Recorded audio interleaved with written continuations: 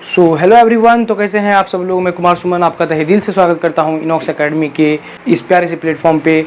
तो जैसा कि आपको पता है कि आपका लेक्चर नंबर 4 है ये, और चैप्टर नंबर 5 वस्तुओं का समूह बनाना। आपको मैंने पिछला जो टॉपिक पढ़ाया था जल में विलेयता, यानी कि उसमें कौन कौन सी चीज़ें जल में घुल सकती हैं, कौन कौन सी चीज़ें नहीं घुल सकती हैं, इन सभी चीज़ों के बारे में मैंने आपको बताया था। तो मैंने ये भी कहा था आपको पिछले लेक्चर में कि कुछ चीज़ें बाकी बच गई है, जो कि मैं इसी टॉपिक में आपको अगले लेक्चर में करवाऊंगा। मैंने बताया था आपको कि वे पदार्थ जो जल में घुल जाते हैं विलेय पदार्थ कहलाते हैं। इसके एग्जाम्पल मैंने नहीं लिखे थे। मैंने ये भी बताया था कि वे पदार्थ जो जल में नहीं घुल पाते हैं और विलेय पदार्थ कहलाते हैं। इसका एग्जाम्पल मैंने आपको नहीं लिखवाया था। कुछ गैसें होती हैं जो कि द्रवों में घुल जाती हैं, जैसे कि कार्बन डाइऑक्साइड और ऑक्सीजन, और वायु जो है वो कई गैसों का मिश्रण है, और यह भी कुछ सीमा तक जल में मिल सकती है, यानी कि घुल सकती हैं। नाइट्रोजन जो होता है वो कभी जल में नहीं घुलता है। यहाँ तक मैंने आपको सारी चीज़ें बता रखी हैं। आज मैं फिर से लिखाऊंगा कि विलेय क्या है और विलेय पदार्थ क्या है। फिर से लिखवाऊंगा, आप एक बार नोट कर लीजिएगा। अगर आपको नोट करने का मन नहीं है तो आप उसके नीचे, अगर आपके पास जगह है बचा हुआ, तो आप सिर्फ उसके एग्जाम्पल को भी लिख सकते हैं। डेफिनेशन हो सकता है कुछ सेम रहेगा, एक शब्द दो शब्द इधर उधर हो सकता है, लेकिन डेफिनेशन सेम रहेगा। तो आज हम लोग थोड़ा सा उससे आगे की बात करेंगे और जानेंगे कि विलायक क्या है। विलायक वैसा द्रव जो किसी दूसरे पदार्थ को अपने में घुला लेता है, उसे क्या कहते हैं, विलायक कहते हैं। जैसे कि मैं बात करूं एग्जाम्पल की, वैसा द्रव, सबसे पहले वैसा द्रव जो किसी भी दूसरे पदार्थ को अपने में घुला ले, उसे क्या कहते हैं, विलायक कहते हैं।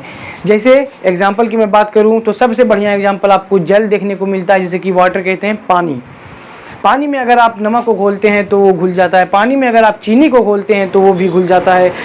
तो एक आपका एग्जाम्पल जल हो गया। दूसरा जो एग्जाम्पल है वो मैथिलीकृत स्पिरिट हो जाता है। तीसरा जो एग्जाम्पल है वो आपका पेट्रोल। चौथा एग्जाम्पल किरोसिन। पांचवा एथिल अल्कोहल। छठा एसीटोन और सातवां ईथर इत्यादि। ऐसे बहुत सारे एग्जाम्पल आपको देखने को मिलते हैं जो कि क्या है, विलायक के रूप में कार्य कर रहे होते हैं। और वो पदार्थ जो कि किसी द्रव में घुल जाते हैं वो क्या कहलाते हैं, विलेय पदार्थ कहलाते हैं। जैसे कि मैंने अभी आपको बताया कि अगर आप जल में नमक को घोलोगे या फिर पानी को घोलोगे तो वो क्या हो जाएगा, घुल जाएगा। लेकिन वैसा पदार्थ जो जल में नहीं घुलता है उसे क्या कहते हैं, और विलेय पदार्थ कहते हैं। जैसे कि जल में अगर रबड़ को घोला जाए तो वो नहीं घुलेगा, जल में अगर प्लास्टिक को घोला जाए तो वो नहीं घुलेगा। ऐसी बहुत सारी चीज़ें, जल में अगर लोहा को घोला जाए तो वो नहीं घुलेगा। ऐसी बहुत सारी चीज़ें आपको देखने को मिल जाएंगी आपके अगल बगल में, जो कि अविलेय पदार्थ की जैसे बिहेव करती हैं। और कुछ बहुत सारे एग्जाम्पल ऐसे भी मिलेंगे आपको अपने आसपास जो कि विलेय पदार्थों की तरह बिहेव करते हैं। तो इन सभी चीज़ों को हम लोग साथ साथ लिखेंगे। आप मेरे साथ साथ इसे नोट डाउन करते हुए चलिएगा, उसके बाद फिर हम लोग आगे बढ़ेंगे। तो चलिए यहाँ तक नोट करते हुए कि सबसे पहले हम लोग लिखेंगे कि विलेय किसे कहते हैं, विलायक किसे कहते हैं। तो वैसा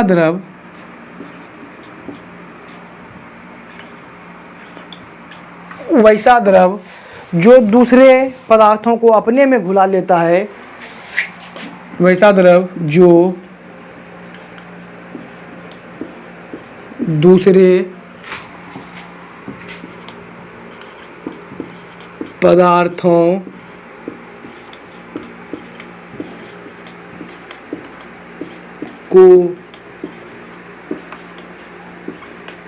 को अपने में घुला लेता है, वैसा द्रव जो दूसरे पदार्थों को अपने में घुला लेता है क्या कहलाता है, विलायक कहलाता है, विलायक कहलाता है।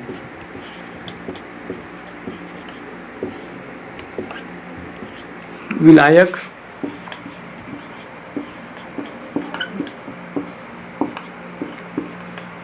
वैसा द्रव जो दूसरे पदार्थों को अपने में घुला लेता है विलायक कहलाता है। जैसे कि मैं बात करूं, जैसे तो जल हो गया, जो कि आपको हमेशा देखने को मिलता है, ये बहुत कॉमन ही एग्जाम्पल है। उसके बाद फिर आपका हो जाता है मैथिलीकृत स्पिरिट, मैथिलीकृत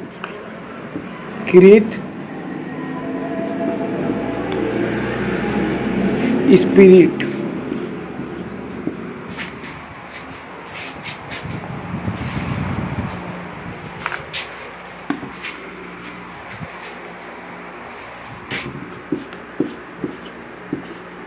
मैथिलीकृत स्पिरिट। उसके बाद आपका example petrol, petrol, kerosene, petrol, kerosene, acetone, acetone, ether. जल, methylated spirit, petrol, kerosene, acetone, ether.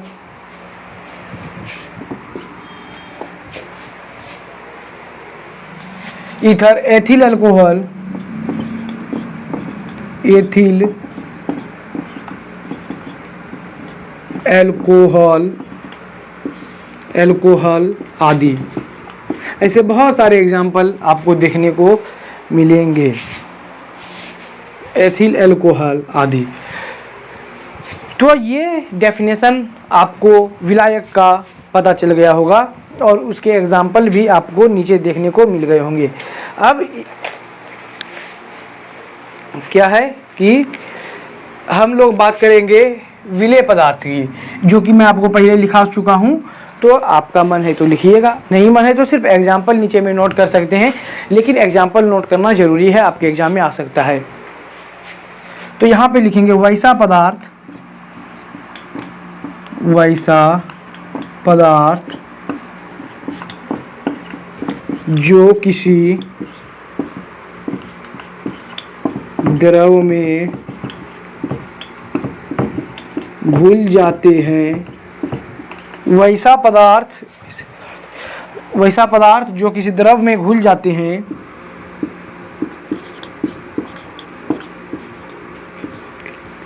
विलेय पदार्थ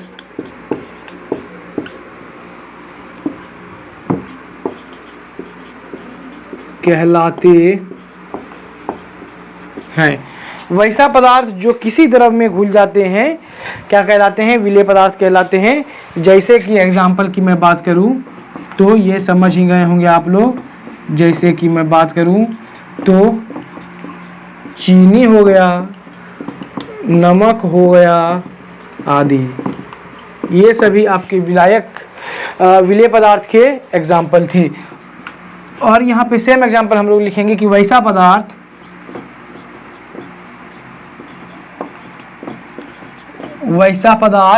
जो किसी द्रव में नहीं घुल पाते हैं, जो किसी द्रव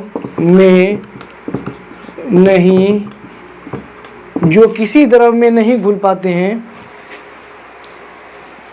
जो किसी द्रव में नहीं घुलते हैं, वैसा पदार्थ जो किसी द्रव में नहीं घुलते हैं अविलेय पदार्थ कहलाते हैं।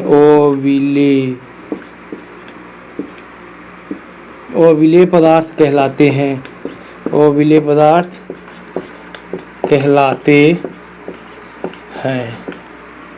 ठीक, यहाँ पे भी आप एग्जाम्पल लिखिएगा। जैसे अगर हम लोग प्लास्टिक को जल में नहीं घोल सकते, रबड़ को जल में नहीं घोल सकते, लोहा को जल में नहीं घोल सकते आदि, ऐसे बहुत सारे एग्जाम्पल आपको देखने को मिलेंगे। तो यहाँ तक आप लोग इसे नोट डाउन कीजिए। अब ऐसे क्या होता है कि कुछ जो पदार्थ होते हैं वो ठंडे जल में कम घुलते हैं और जल को जब गर्म किया जाता है तो वो उसमें अधिक घुल जाते हैं। यानी कि अगर आप एक नॉर्मल जल लेते हैं, जो भी आपके मोटर से वो जल लेते हैं या फिर जो भी आपके हैंडपंप से निकलता है, सिर्फ नॉर्मल जल लेना है, आप जल लेते हैं, उसमें 1 चम्मच चीनी को डालते हैं या फिर जब तक चीनी नहीं घुल रहा आप उसमें चीनी डालते जाएं, उसे मिलाते जाएं, तो देखिएगा कुछ समय तक चीनी घुलता है, फिर कुछ समय के बाद चीनी घुलना बंद हो जाता है। लेकिन जब चीनी घुलना बंद हो जाता है और उस समय अगर उस जल को थोड़ा सा गर्म किया जाए तो उसमें फिर से चीनी घुलना क्या हो जाता है, शुरू हो जाता है। तो यानी कि हम लोग बोल सकते हैं कि ठंडे जल में जो होता है कि कुछ पदार्थ कम घुलते हैं, लेकिन जब उसी जल को गर्म किया जाता है तो उसमें जो गर्म जल है उसमें पदार्थ अधिक घुलने लगते हैं, यानी कि ठंडे जल में कम घुलते हैं और गर्म जल में अधिक घुलते हैं।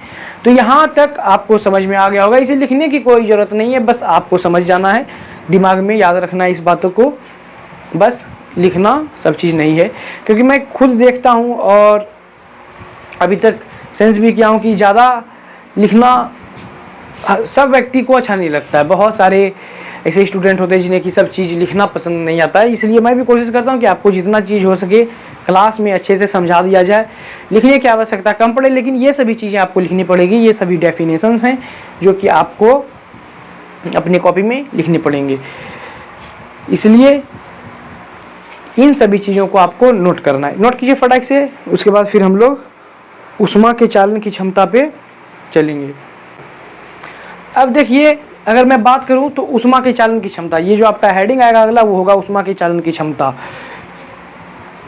ऊष्मा क्या है? ऊष्मा बेसिकली कुछ नहीं, वो ऊर्जा का ही एक रूप है। ऊष्मा जो है वो ऊर्जा का ही एक रूप है। और अगर किसी पर कोई वस्तु है, जैसे कि मान लिया जाए कि एक चम्मच बर्नर पे रखते हैं, लो पे, चम्मच का कोई एक सिरा, यानी कि जिधर से मान लो खाते हैं उधर से चम्मच को आग पे रखा जाता है और जिधर से पकड़ रहे हैं उधर सिर्फ पकड़ना है हमको। तो चम्मच का जो एक सिरा है वो आग पे है और एक सिरा आप हाथ में पकड़ के रखे हैं। कुछ देर के बाद ऐसा होगा कि चम्मच का वो सिरा जिधर जो आग पे था वो धीरे धीरे गर्म होना शुरू हो जाएगा। शुरू में आपको पता नहीं चलेगा कि आपके हाथ में भी वो सिरा जो आप हाथ में पकड़े वो भी गर्म हो रहा है, क्योंकि धीरे धीरे समय लगता है उस चीज़ में। तो जैसे वो सिरा पूरा हीट हो जाएगा, फिर धीरे धीरे चम्मच का दूसरा सिरा भी हीट करना शुरू हो जाएगा। ऐसा क्यों हो रहा है? क्योंकि ऊष्मा का स्थानांतरण हो रहा है एक सिरे से दूसरे सिरे तक। तो यानी कि उस पदार्थ से क्या हो रहा है? ऊष्मा का प्रवाह हो रहा है। यानी कि किसी भी पदार्थ से अगर ऊष्मा का प्रवाह होता है तो उसे क्या कहते हैं? ऊष्मा का प्रवाह होना किसी भी पदार्थ से, इसे हम लोग क्या कहते हैं? ऊष्मा का चालन कहते हैं। और जिस पदार्थ से ऊष्मा का प्रवाह होता है, जो पदार्थ अपने से होकर ऊष्मा को स्थानांतरित होने देती है, यानी कि एक स्थान से दूसरे स्थान पर जाने देती है, उस वस्तु को ऊष्मा का सुचालक कहा जाता है। जैसे कि लोहा हो गया, चांदी हो गया, तांबा हो गया। लोहा क्या है? लोहा का एक सिरा अगर अग्नि में है, आग में है, तो दूसरा सिरा भी ऑटोमेटिक हीट हो जाता है कुछ देर के बाद, थोड़ा सा समय लगता है। एल्यूमिनियम भी ऊष्मा का सुचालक है, लेकिन वैसा पदार्थ जो ऊष्मा को अपने अंदर स्थानांतरित नहीं होने देते हैं या अपने से स्थानांतरित नहीं होने देते हैं, वो ऊष्मा के कुचालक कहलाते हैं। यानी कि उसमें ऊष्मा का कोई प्रवाह नहीं होने वाला है। जैसे कि खाना बनाने वाले बर्तनों को देखा जाए अगर, तो वो जो भी रहते हैं एल्युमिनियम के, स्टील के, जो भी रहते हैं, लेकिन उसका जो हैंडल रहता है वो आपको मिलता है लकड़ी का या फिर प्लास्टिक का। ऐसा इसलिए क्योंकि ये जो होते हैं ये कुचालक होते हैं ऊष्मा के, इसमें हीट एक स्थान से दूसरे स्थान पे आसानी से नहीं जा पाता है। इसलिए हैंडल जो मिलता है वो प्लास्टिक का मिलता है या फिर लकड़ी का मिलता है। और जैसे मैं बात करूं ऊष्मा का कुचालक क्या क्या हो सकता है, तो वो रबड़ आपको देखने को मिल सकता है, प्लास्टिक देखने को मिल सकता है, ऊन देखने को मिल सकता है, वायु देखने को मिल सकता है। ये सभी चीज़ें ऊष्मा की कुचालक हैं। अधिकतर द्रव जो होते हैं, एक नोट डाल के इस पॉइंट को लिखेंगे हम लोग कि जो अधिकतर द्रव होते हैं वो क्या होते हैं? ऊष्मा के कुचालक होते हैं। लेकिन पारा जो है वो एक द्रव होती है, वे भी ऊष्मा का सुचालक है। इसलिए इसका उपयोग तापमापी यानी कि थर्मामीटर जिसे कि हम लोग कहते हैं, थर्मामीटर में इसका उपयोग किया जाता है ताप को मापने के लिए। सभी गैसें जो होती हैं वो भी ऊष्मा की कुचालक होती हैं। और गैसों में वायु भी आपका आता है जो कि कई गैसों का मिश्रण है, ये भी ऊष्मा का कुचालक है। तो यहाँ तक हम लोग नोट डाउन करेंगे साथ में, फिर उसके बाद आगे बढ़ेंगे दूसरे टॉपिक पे। हेडिंग लगाइए आप लोग, ऊष्मा के चालन की क्षमता। हेडिंग लगाइए, ऊष्मा के चालन की क्षमता। ऊष्मा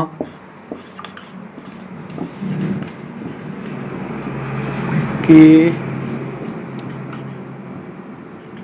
चालन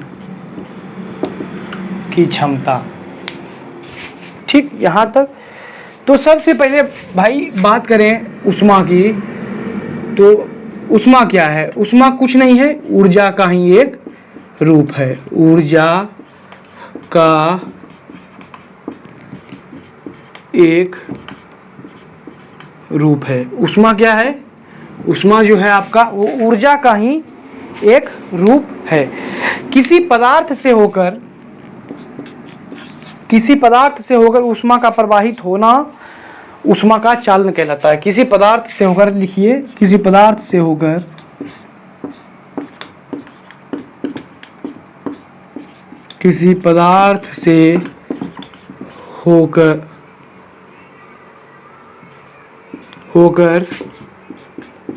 ऊष्मा का, किसी पदार्थ से होकर ऊष्मा का प्रवाहित होना ऊष्मा का चालन। किसी पदार्थ से होकर ऊष्मा का प्रवाहित होना ऊष्मा का चालन कहलाता है। ठीक। और वे पदार्थ जिनसे ऊष्मा का स्थानांतरण, यानी कि एक स्थान से दूसरे स्थान तक आसानी से होता है, उसे क्या कहते हैं? ऊष्मा के सुचालक कहते हैं। वे पदार्थ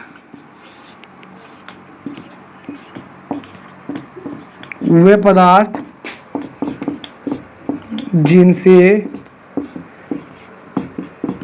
ऊष्मा का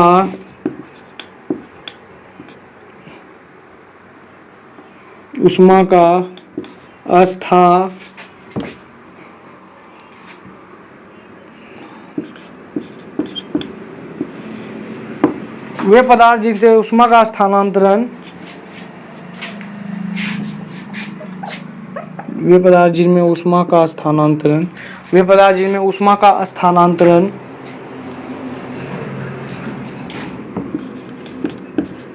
आसानी से होता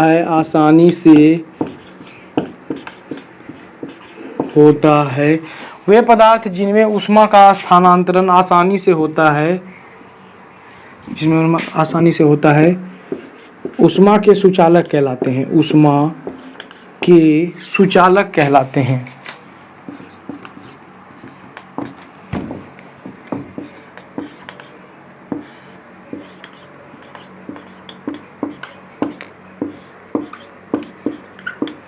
ऊष्मा के क्या कहलाते हैं? सुचालक कहलाते हैं।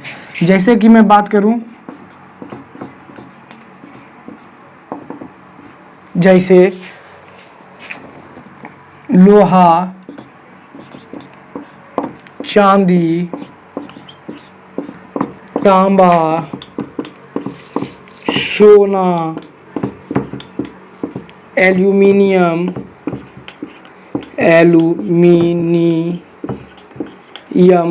आदि। लोहा, सोना, चांदी, तांबा, एल्यूमिनियम आदि, ये सभी क्या हैं? ऊष्मा के सुचालक हैं। और वे पदार्थ जिसमें ऊष्मा का स्थानांतरण आसानी से नहीं होता, वे पदार्थ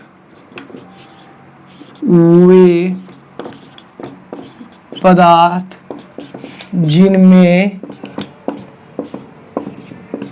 ऊष्मा का स्थानांतरण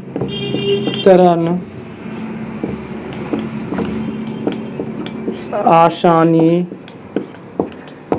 से नहीं होता है, ऊष्मा के कुचालक कहलाते हैं।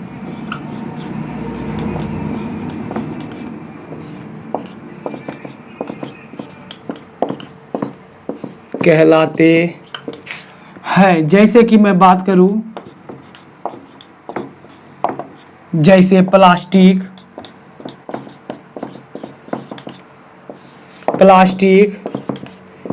लकड़ी, रबड़ आदि, ये सभी चीजें जो हैं वो ऊष्मा के कुचालक हैं। एक और लिख लीजिए यहाँ पे आप लोग, वायु भी,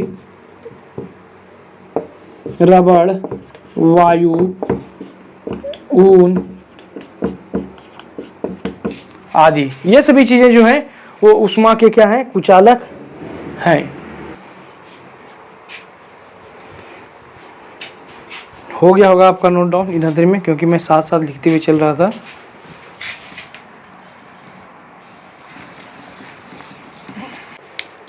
यहाँ पे लिखिए एक पॉइंट और कि अधिकतर द्रव ऊष्मा के कुचालक होते हैं।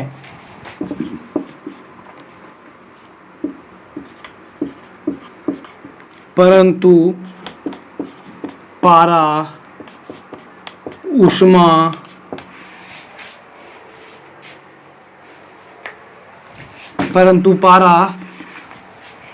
पारा क्या है, पारा भी एक द्रव ही है। पारा ऊष्मा का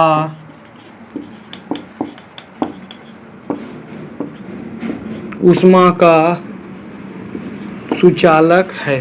पारा जो है वो ऊष्मा का सुचालक है, इसीलिए पारा क्या है, द्रव है, ठीक। और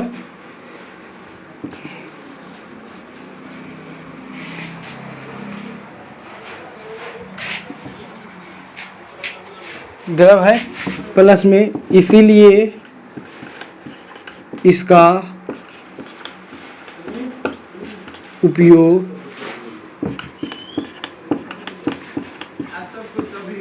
तापमापी में किया जाता है। तापमापी में किया जाता है, जिसे कि हम लोग थर्मामीटर भी कहते हैं। द्रव है और इसलिए इसका उपयोग तापमापी में भी किया जाता है।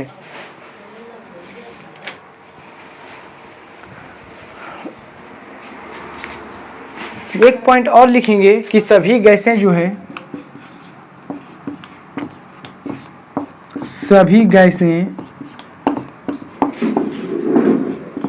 ऊष्मा की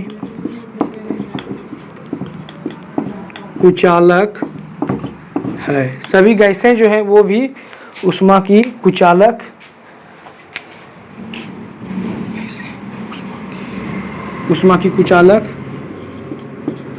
होती है। सभी गैसें जो है वो ऊष्मा की कुचालक होती हैं। और गैसों में आपका जो है वो वायु भी आ जाता है, क्योंकि ये भी तो कई गैसों का मिश्रण है, कई गैसों का मिश्रण है, इसलिए वायु भी जो है वो ऊष्मा का कुचालक है। तो विद्युत चालन की क्षमता की अगर मैं बात करूं तो सेम विद्युत धारा, इलेक्ट्रिक करंट जिसे कि हम लोग इंग्लिश में कहते हैं, और इलेक्ट्रिक करंट यानी कि विद्युत धारा को आम भाषा में हम लोग क्या कहते हैं, विद्युत धारा को आम भाषा में हम लोग बिजली कहते हैं। वे पदार्थ जो विद्युत धारा को अपने में से प्रवाहित होने देती है वो विद्युत के सुचालक कहलाते हैं। यानी कि जैसे कि वायर हो गया, तांबा हो गया, लोहा हो गया, एल्यूमिनियम हो गया, ये सभी चीज़ें क्या होते हैं कि विद्युत को अपने अंदर से प्रवाहित होने देता है, इसीलिए इसे क्या कहा जाता है, विद्युत का सुचालक कहा जाता है।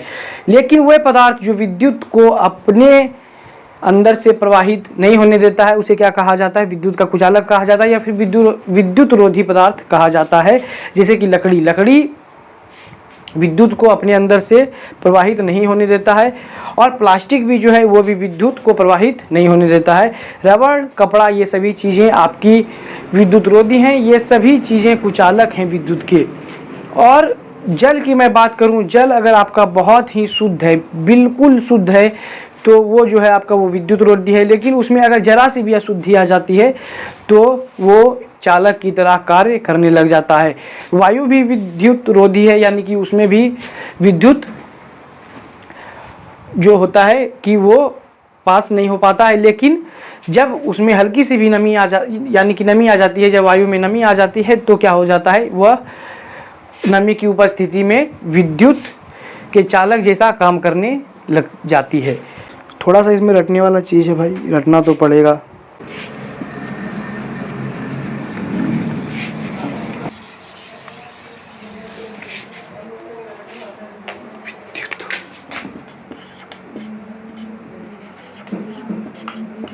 विद्युत के चालन की क्षमता, तो विद्युत धारा जो होता है,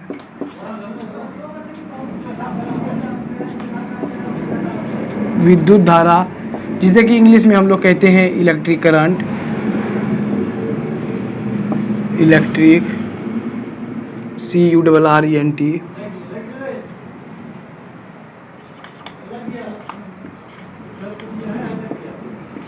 इलेक्ट्रिक करंट जिसे कि हम लोग बिजली भी कहते हैं, बिजली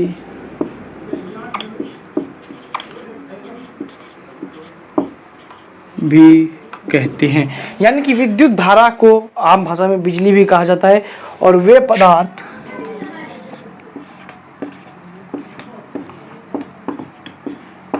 पदार्थ जो विद्युत धारा को प्रवाहित होने देते हैं, वे पदार्थ जो विद्युत धारा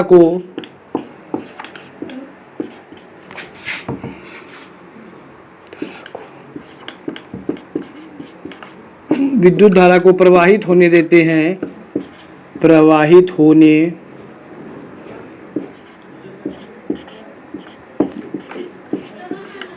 वे पदार्थ जो विद्युत धारा को प्रवाहित होने देते हैं उन्हें क्या कहा जाता है, सुचालक कहा जाता है। सुचालक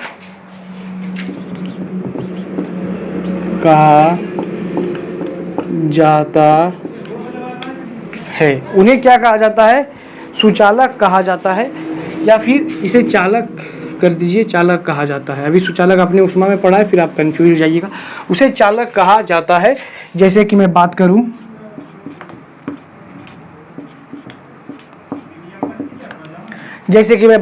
लोहा हो गया,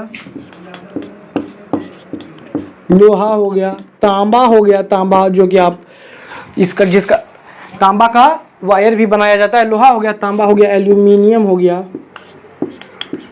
एल्यूमिनियम इसका भी वायर बनाने में उपयोग किया जाता है।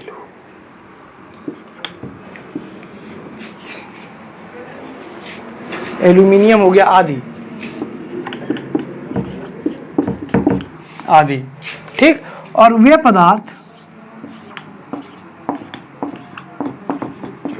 पदार्थ जो विद्युत धारा को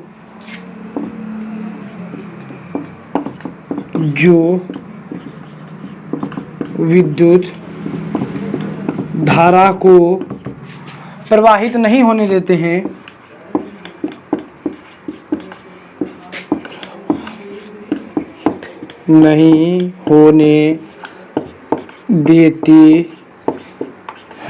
वे पदार्थ जो विद्युत धारा को प्रवाहित नहीं होने देते हैं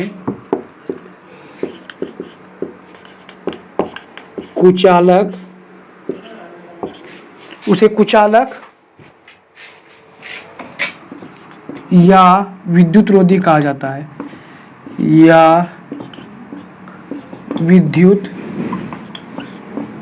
रोधी कहा जाता है। विद्युत रोधी कहा जाता है जैसे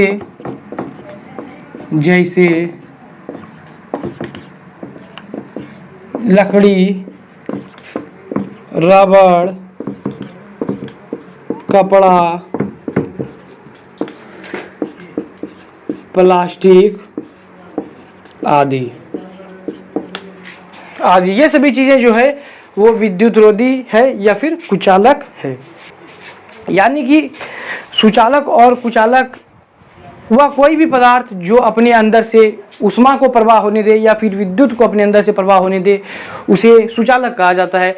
और वो पदार्थ जो अपने अंदर से ना तो ऊष्मा को प्रवाहित होने दे और ना ही विद्युत को प्रवाहित होने दे, उसे कुचालक कहा जाता है। तो हो गया होगा आपका यहाँ तक। चलिए देखो भाई, अब यहाँ पे समझना थोड़ा सा। मान लीजिए आपके पास जल है, ठीक। जल अगर शुद्ध है, 100% प्योर है, और अगर अशुद्ध है, अशुद्ध में जरा सा भी अगर वो अशुद्ध है, जरा सा भी,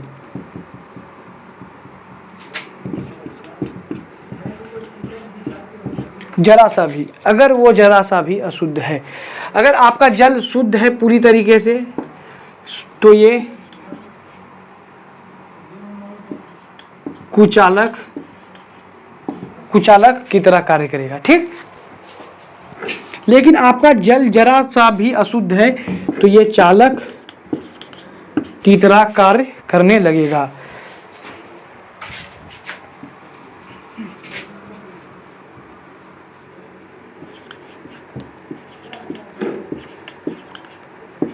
कुचालक और ये चालक की तरह कार्य करने लगेगा। वायु जो है,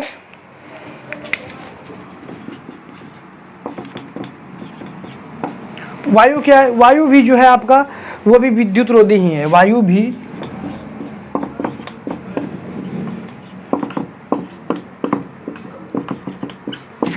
विद्युत रोधी है, लेकिन